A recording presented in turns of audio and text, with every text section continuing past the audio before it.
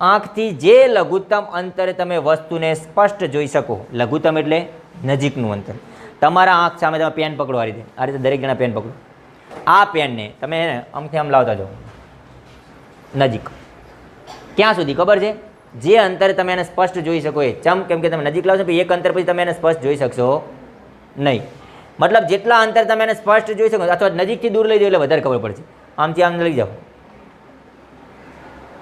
એક એવું અંતર હશે, આંખો બંધ, એક આંખ બંધ નહીં કરવાની, બે આંખ ચાલો આ રીતે. એક એવું અંતર હશે કે જ્યાં તમે વસ્તુને સ્પષ્ટ જોઈ શકો છો. જોઈ શકો છો ને? એકદમ નજીકથી જોઈ શકો છો? નથી જોઈ શકતા ને? મતલબ એક એવું અંતર છે, નજીકનું અંતર, આપણા આંખથી એક નજીકનું અંતર કે જે અંતરે તમે વસ્તુને શું કરી શકો છો? સ્પષ્ટ જોઈ શકો છો.